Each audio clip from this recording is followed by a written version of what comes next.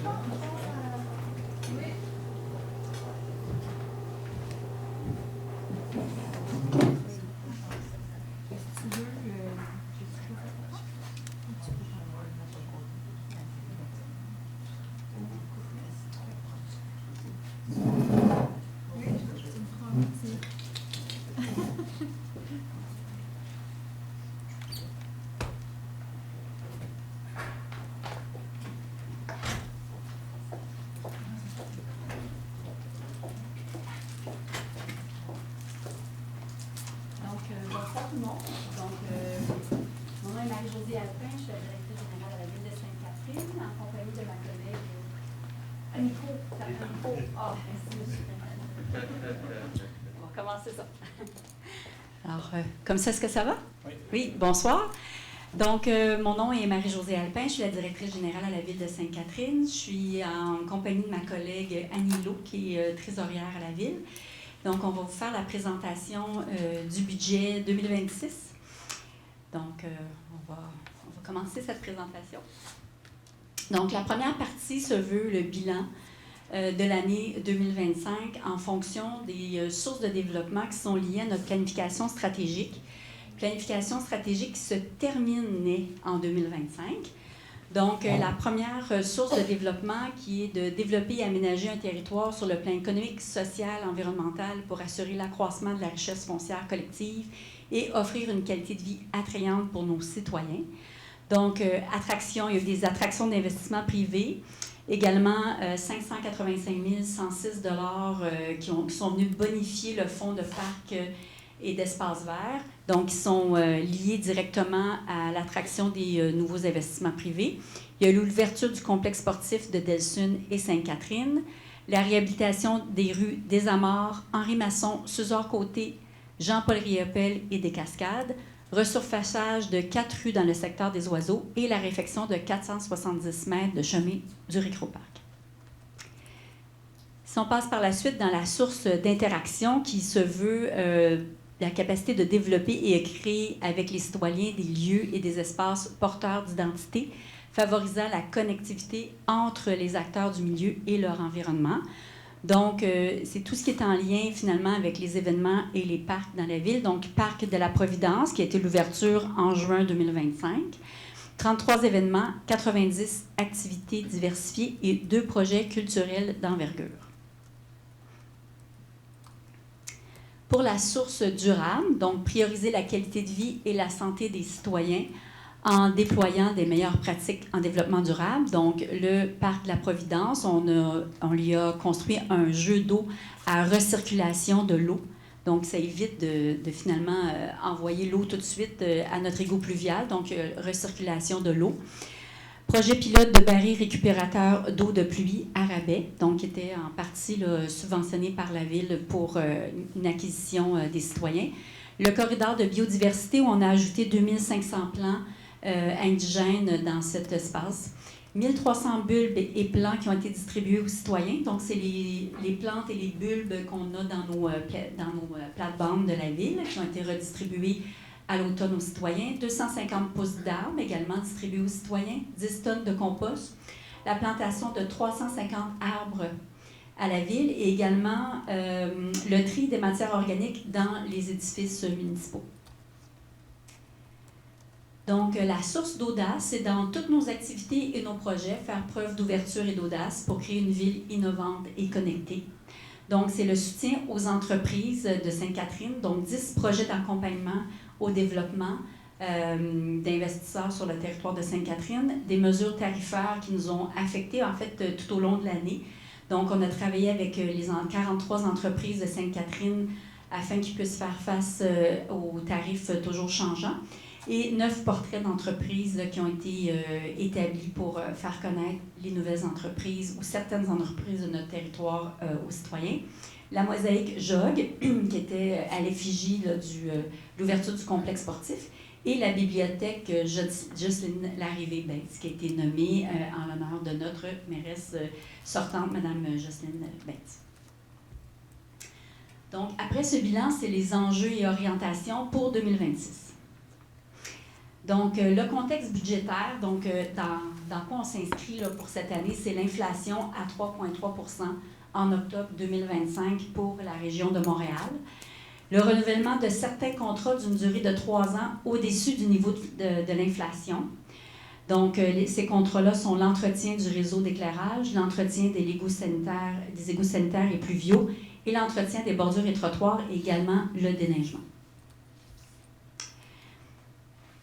On a également entamé la planification stratégique 2026-2035. Donc, comme je vous le disais d'entrée de jeu, la planification stratégique des 10 dernières années venait à échéance en 2025. Donc, cette année, on va se lancer dans une nouvelle planification stratégique.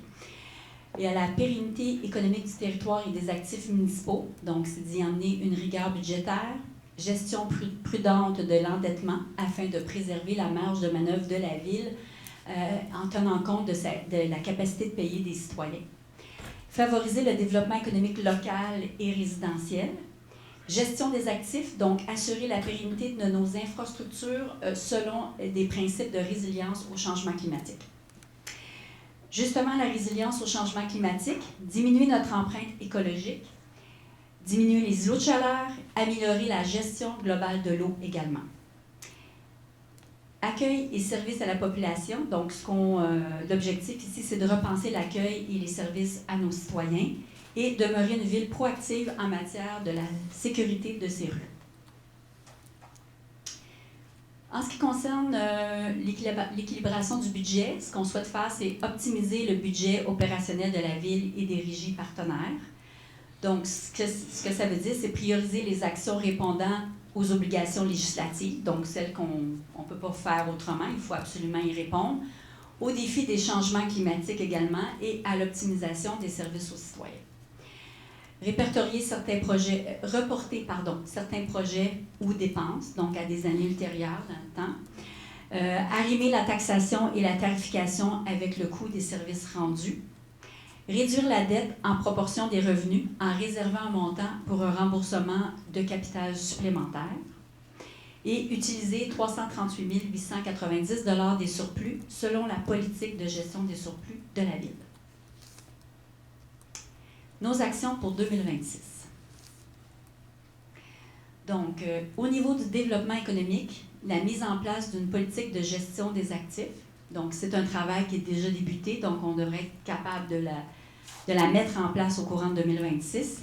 Donc, ça vient faire écho à tout ce qu'on a dit plus haut, une gestion de nos actifs, notamment en fonction de la résilience au changement climatique. Mise en place d'une politique de gestion de la dette. Plan d'intervention des infrastructures d'égouts et aqueducs, donc celui qu'on avait est venu à échéance, donc on a fait le tour, donc on le renouvelle. Installation permanente d'une génératrice au centre municipal pour les mesures d'urgence. Ça ici, c'est important parce qu'il faut savoir que dans le cas de mesures d'urgence, c'est notre emplacement pour recevoir les citoyens qui ont besoin d'être évacués. Donc, c'est important en cas d'événement où on perd l'électricité, donc de pouvoir s'assurer rapidement que le centre soit accueillant pour les citoyens. En ce qui concerne la réfection de chaussées, on prévoit les rues d'Hélice, du Cabestan, de Lens, des Citelles et des Orioles, le passage piétonnier de Place du Séminaire Et en ce qui concerne l'attraction de nouveaux investissements, on veut faire l'attraction de nouveaux investissements dans le parc d'affaires. Dans l'axe des milieux de vie et culture, il y a une démarche de consultative et rédaction de la nouvelle planification stratégique de la Ville, donc Vision 2035. Il est certain qu'on va faire ça avec les citoyens. Donc, on va consulter les citoyens à cet effet-là. Donc, soyez à l'affût pour l'année 2026. Poursuite de la fête du voisinage et du souper communautaire tous à table. Donc, c'est un événement qui va revenir, des événements qui vont revenir en 2026. En ce qui concerne les parcs, il y a une démarche consultative pour le parc Terry Fox et son plan concept.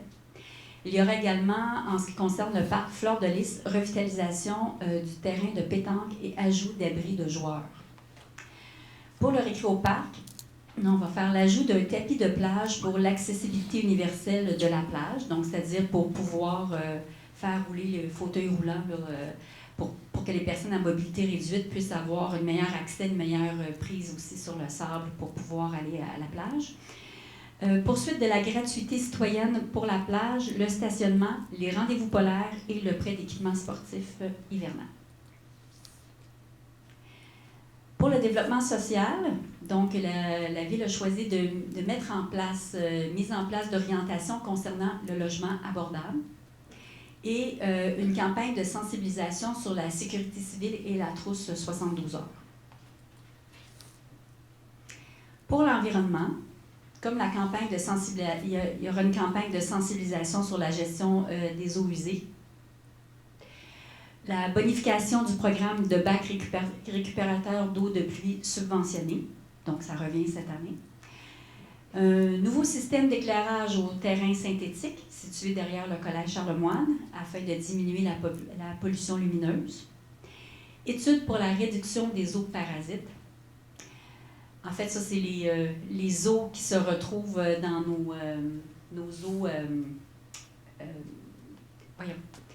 Les eaux de pluie dans les eaux de pluie dans les égouts sanitaires. C'est sanitaire que je cherchais. Donc, c'est les eaux de pluie qui se retrouvent dans notre égout sanitaire. Études pour la réduction des eaux parasites, donc c'est justement ça. Donc, planification de la plantation de 200 arbres et plans de verdissement. Stabilisation des berges de la rivière Saint-Régis, c'est un projet qui tient à cœur à la Ville et au conseil municipal. Donc, on poursuit les démarches en lien avec les démarches de subvention pour pouvoir financer la grande majorité de ces travaux-là. Portrait financier de la Ville en 2026, donc je cède la parole à Mme Lowe. Bonsoir tout le monde. Donc, au niveau des faits saillants pour le budget 2026, c'est un budget équilibré, c'est un budget de 44,65 millions, donc c'est un budget qui est en hausse de 7,43 L'affectation des surplus, comme dans les années passées, il n'y a aucune augmentation de taxes en lien avec le complexe sportif. Pour ce qui est de la taxation résidentielle, ça va être une hausse de 3,3 Donc, c'est comparable à l'IPC que Mme Alpin vous a mentionné d'entrée de jeu. Ensuite, il y aura la gestion rigoureuse de la dette, donc réduction de la proportion de la dette par rapport aux revenus pour une deuxième année consécutive et une priorisation et report de certains projets. Et ensuite, la résilience climatique, donc priorisation des actions pour augmenter notre résilience au changement climatique. Donc, vous avez ici la répartition par type de revenus pour le budget 2026. Donc, comme dans les années passées, la taxation municipale représente près de 70 du budget, soit le 48 plus le 21,5 Ensuite, on a les tarifications, donc l'eau, les collectes de matières résiduelles qui représentent 15 des revenus. Un 5 pour les droits de mutation, donc quand les gens vendent leur maison, c'est une taxe qui rentre à la Ville. Et après, on a un 10 réparti entre le pacte fiscal, des revenus d'intérêt, des revenus de loyer, etc. Donc, voilà. On a séparé les budgets, donc budget interne versus budget externe. Donc, au niveau du budget interne de la Ville, ça représente 21,88 millions. De cette part, on a quand même 35 et 21 qui sont des services directement donnés aux citoyens, donc les travaux publics, les loisirs, sport et culture. Et ensuite, on a d'autres dépenses, là, plus, appelons ça administratifs ou de soutien, là, les services juridiques, les ressources humaines, l'administration, les finances, l'informatique qui représentent là, près de 30 du budget. Donc, et ensuite, on a le service du génie et l'aménagement du territoire qui représente 11 Au niveau des principales dépenses d'opération, donc ici, on a une baisse au niveau de l'entretien des infrastructures et des véhicules, donc une baisse d'environ 3 qui est liée à l'entretien des bâtiments et de la flotte de véhicules. Ensuite, on a une augmentation au niveau des parcs et patinoires de 5,56 qui est reliée à l'achat du nouveau système d'éclairage pour le terrain synthétique dont on vient juste de mentionner, et également de la réparation de certains panneaux signalétiques. Et ensuite, pour ce qui est des sports, loisirs et des activités culturelles, c'est une augmentation de 8,35 qui est principalement due là, à l'ajustement à la hausse de l'entente aquatique avec Saint-Constant. Donc, c'est basé sur les dépenses réelles. Donc, l'achalandage, on prévoit qu'il va être plus élevé là, en 2026. Au niveau, si on continue encore avec les budgets internes, donc au niveau de l'éclairage des rues, c'est un renouvellement du contrat d'entretien, tout comme aussi on l'a mentionné, c'est un contrat de 3 ans, donc qui est plus élevé là, que l'inflation. Donc, voilà. Ensuite, au niveau du déneigement, c'est en prévision du renouvellement du contrat de déneigement. Donc, on a une portion 2026 qui est sur notre ancien contrat, mais dès la prochaine saison 26-27, on va être en renouvellement de contrat. Donc, on prévoit des hausses à cet effet-là. Au niveau du génie, 3,31 qui est la hausse du contrat d'entretien et de réparation des bordures et trottoirs selon les besoins de la ville. Et au niveau des assurances, c'est une indexation qui est relative à l'augmentation des réclamations liées au phénomène météo.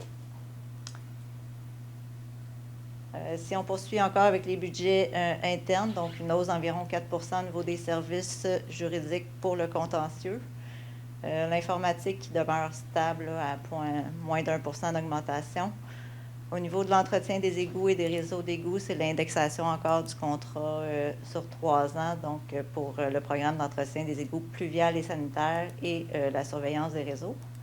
Et ensuite, on a une augmentation de 16,35 pour l'urbanisme en lien avec la hausse des honoraires et des consultants en urbanisme, notamment quand on parlait tantôt du logement abordable, donc logement social et abordable, afin de répondre à la demande sur le plan réglementaire.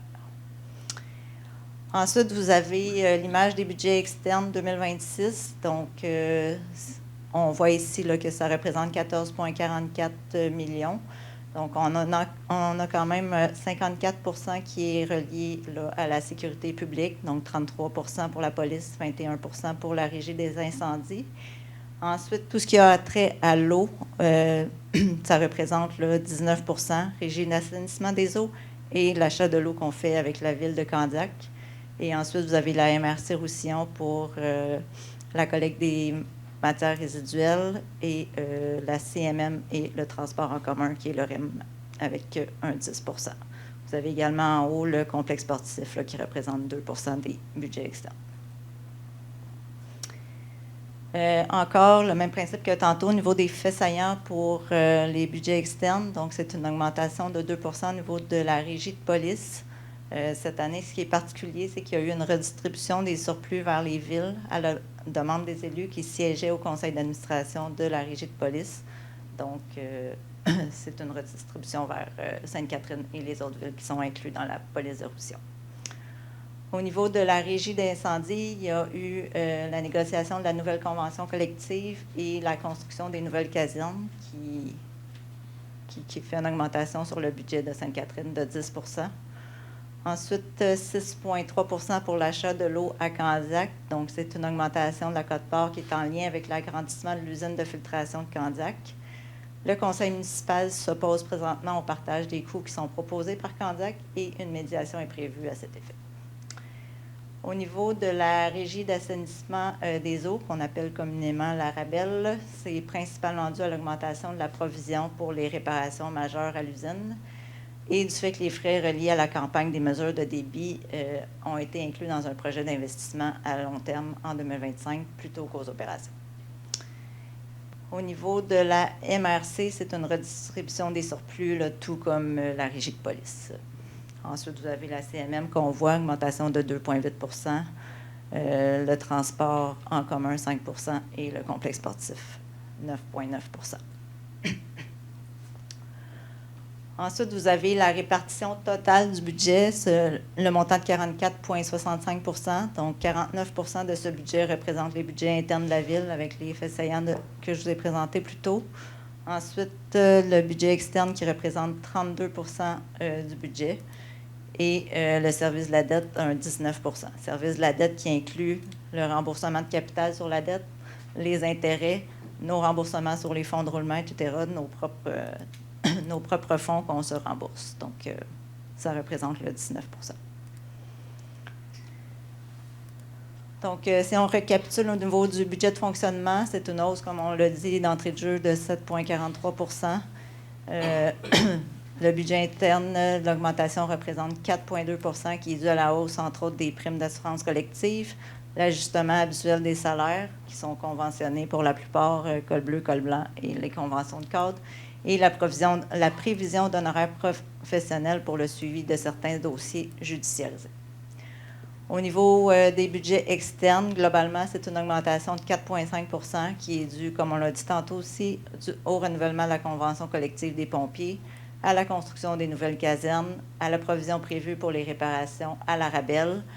Et ces augmentations sont en partie là, compensées par le retour des surplus là, de la MRC et de la police de Roussillon. Au niveau du service de la dette, une augmentation de 23,6 donc c'est la portion du budget qui est allouée à la réduction de la dette en proportion des revenus et en réservant un montant pour un remboursement de capital supplémentaire en 2026. Ici, ce qu'on vous montre, c'est la proportion de la dette sur les revenus depuis l'année 2022. Donc, ce qu'on peut constater, là, si on regarde le niveau de la dette par rapport aux revenus de 25-26, c'est que c'est une diminution là, de la dette sur les revenus pour 2 années consécutives. Là. Si on regarde 2024, c'est sûr qu'il y a eu la construction du pôle Léo, mais après ça, là, ça commence, on commence progressivement là, à faire diminuer la dette.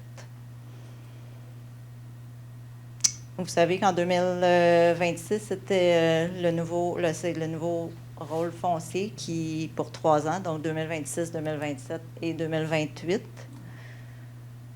Donc, la valeur moyenne de la maison en 2025 était de 442 641, pardon. Donc, le taux de taxation était à 76 sous,08 par 100 $ d'évaluation. Ça incluait le taux de base de la ville, le taux pour la CMM, le taux pour la RTM et les taux aussi pour la police-pompier. Et en 2026, la valeur moyenne de la maison est de 531 200, ce qui fait en sorte que le taux proposé là, pour 2026 sera de 65 sous,47 à chaque 100 $ d'évaluation. Pardon. Donc, pour ce qui est de la taxation et de la tarification, vous avez les taux 2025 avec les taux de la maison moyenne. Donc, c'est ce que je vous mentionnais tantôt. Donc, l'addition des 4 taux ensemble qui donne le 76,08. Donc, pour la maison à 442 641, ça représentait 3 367 $ de taxes municipales. En 2026, avec une maison moyenne à 531 200, ça va représenter 3 478 $.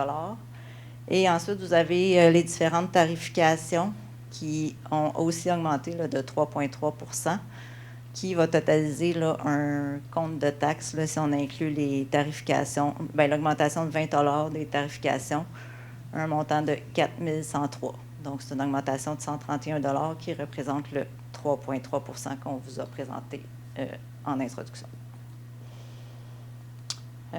Pour ce qui est des dates de paiement, c'est le maintien de l'étalement des paiements sur 4 versements. Donc, ce sera les dates de versement prévues, donc 3 mars, 3 mai, 3 juillet et 3 septembre.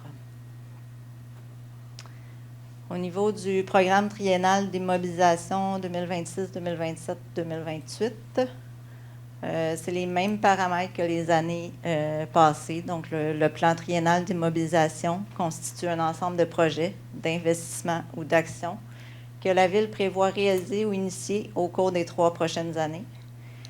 L'adoption du PTI, ça confirme la vision et l'intention du conseil municipal, mais ça ne constitue pas une autorisation de dépenser ou un engagement ou même une garantie de réalisation. Et finalement, certains projets inscrits au PTI sont sous réserve d'approbation d'une subvention, d'une approbation gouvernementale, etc. L'exemple qu'on donnait tantôt, c'était la stabilisation des berges qu'on attend, qu'on continue de travailler pour obtenir la subvention.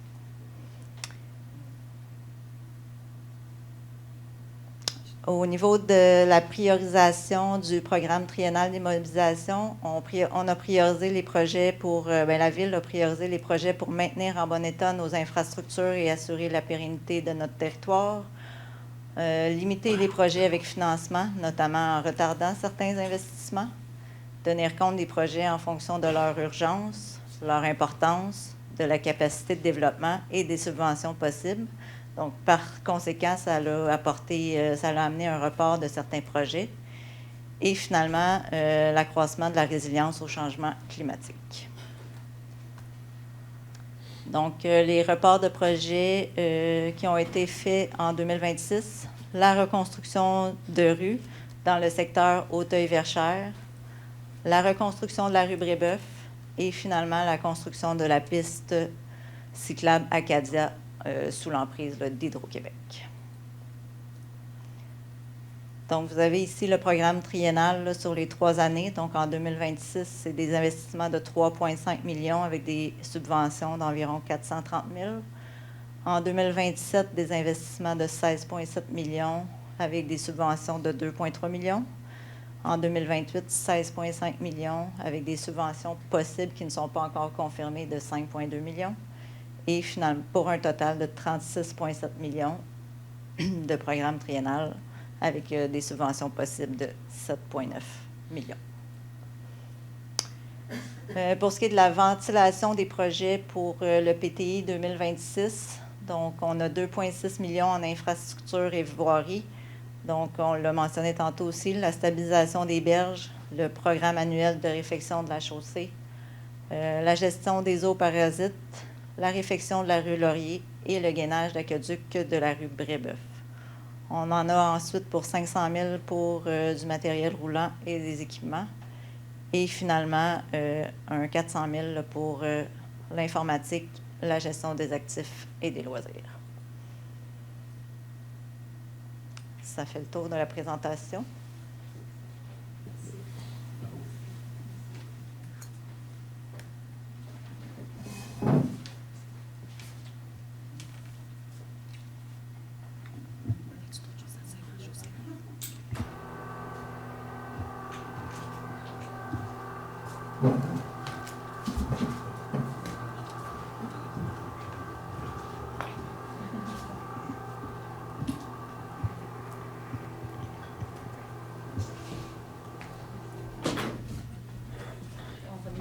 De reprendre leur place.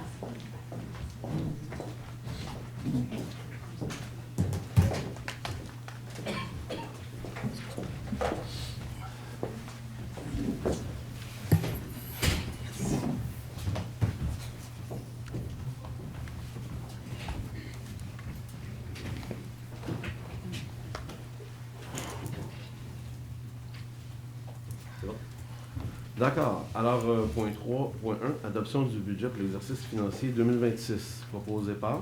Je propose, Martin. Appuyé par? J'appuie Amélie. Merci. 3.2. Adoption du programme triennal d'immobilisation pour les années 2026, 2027, 2028. Proposé par? Je l'appuie, Annick. Merci. Alors, point 4, deuxième période de questions du public portant exclusivement sur le budget et le programme triennal d'immobilisation. Monsieur Caron. Oui, ça va être beau. J'ai eu les informations que je voulais. Madame Merci. Brunel, Sophie Brunel.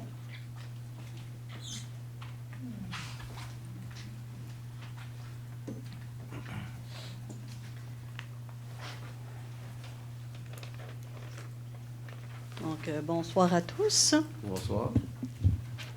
C'est bon. Je suis un peu plus grande. Parfait. Alors, Monsieur le maire, durant votre campagne et depuis le début de votre mandat, vous avez martelé que vous êtes prêt à accueillir le changement et le renouveau. Monsieur Gélinas l'a d'ailleurs mentionné à la dernière réunion. Donc, Monsieur le maire, vous avez également souligné le travail des bénévoles à la vie démocratique de l'Info Sainte-Catherine.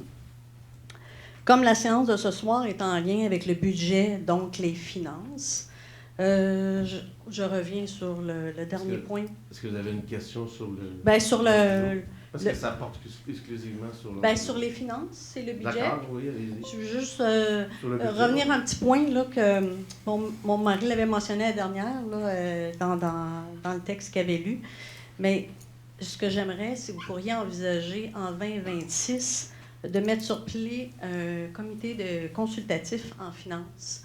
Parce que on appelle ça un CCF, pour qu'enfin les citoyens bénévoles, parce qu'on a beaucoup de bénévoles qui s'impliquent, puissent s'impliquer dans la gestion financière de la ville. Donc, je me suis renseignée, puis j'ai même parlé à d'autres maires de d'autres villes, puis ils seraient prêts à vraiment à partager leurs idées. Fait qu'en s'inspirant des actions d'autres villes, un CCF ressemblerait au modèle du CCU. Donc, comme au CCU, 1 ou 2 élus pourraient siéger au CCF afin d'assurer un lien direct avec le conseil municipal et transmettre des recommandations. On prend note de votre demande. Oui. Alors, ce que je voulais juste dire, c'est que le CCF, ça serait un beau projet pour 2026, puis que ça aiderait les élus à mieux gérer les finances, puis en prévision du budget de l'année prochaine, là, il est voté, là, Oui. mais pour les prochaines années de votre mandat. À mieux gérer, oui, mais je veux dire, c'est toute consultation publique, toute discussion avec les gens est toujours intéressante, là, mais je pense qu'on gère bien. Mais effectivement, de toute façon, on a des idées qu'on va éventuellement partager, des choses qu'on veut amener comme idée dans ce processus. Je pense que vous êtes ouvert au renouveau puis à des nouvelles idées. Vous l'avez mentionné dans votre campagne. Je veux dire, dans le fond, la question, là, si pour une démocratie représentative là, comme la nôtre, les élus doivent développer des outils pour se rapprocher du citoyen. Cette proposition s'inscrit donc dans un mouvement municipal résolu à hausser le niveau de transparence. Oui. OK. Alors, ma question, je vais en donner une copie. On va que faire un suivi. C'est par souci de transparence, on insiste là-dessus, là, puis de démocratie et d'inclusivité. Allez-vous créer un comité consultatif des finances en 2026? Alors, c'est ça, je lance la proposition, monsieur. Merci. Monsieur alors, voilà. Je laisse ma question. On fait un suivi. Merci. Monsieur Favreau? Bonsoir. Bonsoir, M. Favreau. Je voulais savoir, il y a une thème sur un achat d'une nouvelle génératrice. Celle-là qu'on possède actuellement, avez-vous une idée combien de journées par année elle sert? En fait, c'est pas une nouvelle acquisition d'une génératrice, c'est l'installation de la génératrice de façon permanente à la... Celle-là qu'on a au centre municipal. Elle va être installée de façon permanente pour s'assurer des besoins du centre municipal et assumer aussi si jamais on a une situation d'urgence ou qu'on doit déployer des mesures. Donc, le centre municipal serait en fonction. J'avais pensé que c'était l'achat de Non. C'est seulement l'installation. OK, c'est bon.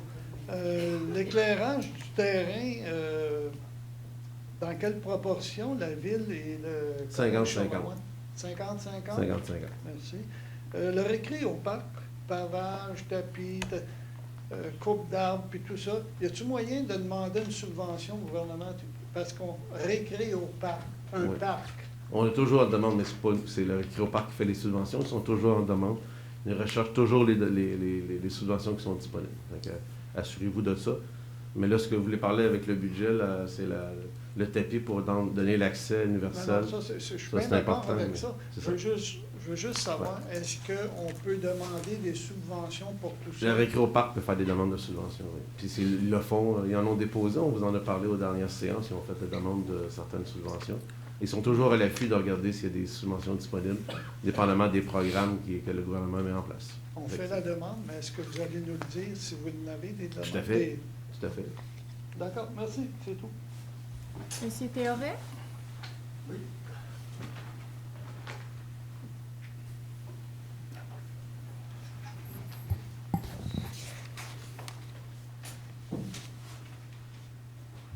Bonsoir tout le monde. Bonsoir. Je n'étais pas ici les dernières, mais félicitations à tout le monde là, qui ont été élus. Merci. Et on a du nouveau, hein? On a 3 nouvelles conseillères.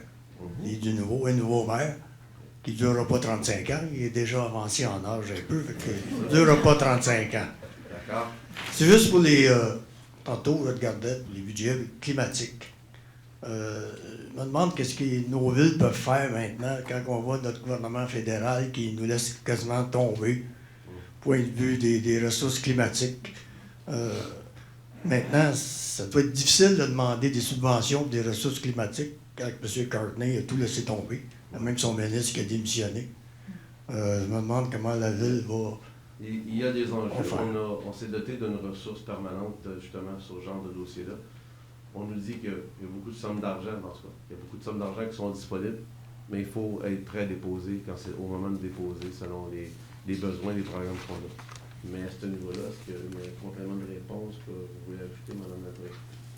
Ben non, je n'ai pas de complément de réponse, mais effectivement, malgré le fait que le gouvernement fédéral a annoncé des coupures, il y a quand même des programmes qui peuvent venir en aide aux municipalités au niveau fédéral. Il faut aller chercher l'argent pour améliorer notamment certaines plantations d'arbres, des éléments qui sont en lien avec le changement climatique. Puis pour les berges de la rivière, Oui, on le sait qu'on attend toujours du provincial, la fameuse subvention. effectivement. Est-ce qu'on attend les nouvelles élections ou on pousse tout le temps vers cette subvention? Non, on est déjà en démarche. Nous avons déjà eu en novembre une rencontre cette soir avec le bureau de Mme Fréchette et on a précisé avec la MRC l'ensemble des points. On a fait un historique. C'est un dossier qui est là depuis 1999. Alors, on a déposé l'ensemble d'un document qui réfère bien. On attend toujours d'ici le mois de mars, on va dire février, leur réponse en espérant que ça va être positif. Bon, mais merci. Merci. Ça complète. Merci. Est-ce que ça a un lien direct avec... Allez-y, monsieur. La régie de police a remboursé la ville de Sainte-Catherine de 194 000 en surplus qu'il y avait en trop. Oui. Où est-ce qu'il a été attribué à diminuer la quote-part de la ville pour l'an prochain? Oui, c'est ça qu'on voyait, le 2 sinon l'augmentation était plus de 6,1 OK, non, mais je savais que 2 c'était un surplus par rapport à l'année passée. C'est beau. Ça a modifié le pourcentage. D'accord. Alors, nous allons lever cette assemblée. Alors, proposé par... Je propose, Martin. Appuyé par... J'appuie Amélie. Merci.